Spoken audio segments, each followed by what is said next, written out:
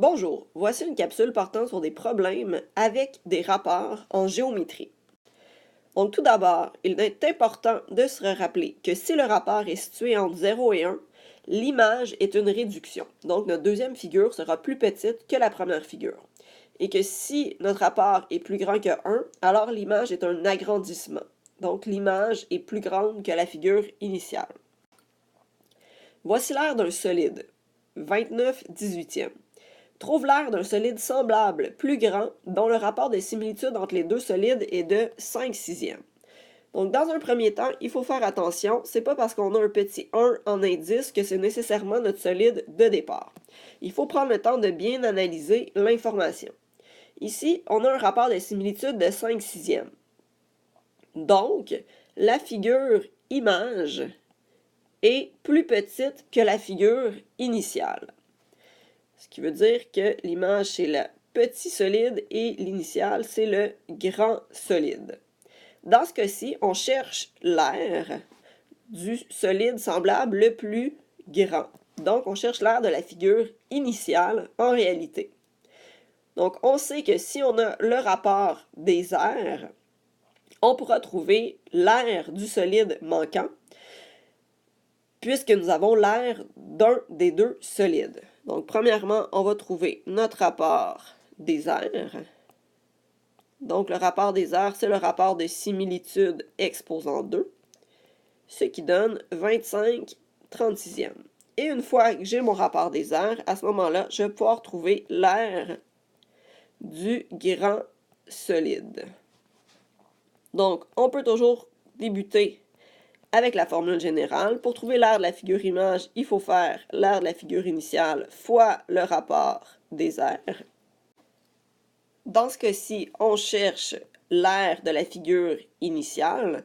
On connaît le rapport des aires et on connaît l'aire de la figure image puisqu'elle était donnée initialement, soit 29/18.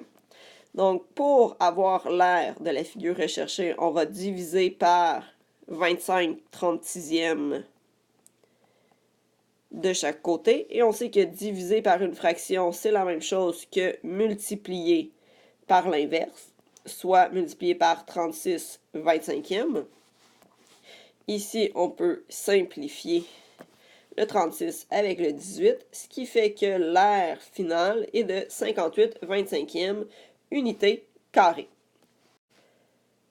Pour le deuxième exemple, donc ici, nous avons le rapport des volumes de deux cylindres qui est de 1/125. On nous donne la hauteur et le rayon du plus petit cylindre. Et on cherche l'aire totale exacte du plus gros cylindre. Donc, tout d'abord, je vais me questionner à savoir entre la figure initiale et la figure image, laquelle est la plus petite. Comme mon rapport des volumes est de 1/125, c'est situé entre 0 et 1. Ce qui veut dire que l'image est plus petite que la figure initiale. On connaît pour le plus petit la hauteur qui est de 12 et le rayon qui est de 3,4. Et nous, on cherche l'aire totale du grand. Donc, une première façon de procéder serait de trouver l'aire totale du petit et par la suite de passer au grand avec le rapport des aires. Donc, je vais commencer par calculer l'aire du petit cylindre. Donc, l'aire totale du petit cylindre, 2 fois l'aire de la base plus l'aire latérale. Donc, 2πr2 plus 2πrh. On va remplacer le rayon par 3,4 et la hauteur par 12, ce qui donne 104,72 pi centimètres carrés. Donc, pour passer par la suite à l'aire de notre grand solide, on va avoir besoin du rapport des aires. Par contre, pour l'instant, ce qu'on a, c'est le rapport des volumes, et la seule chose qu'on peut trouver avec le rapport des volumes, c'est le rapport de similitude. Donc, je vais faire la racine cubique de mon rapport des volumes, ce qui donne 1 sur 5. Et avec ça, là, je peux trouver mon rapport des aires, puisque je vais élever le rapport de similitude au carré pour trouver un 25e.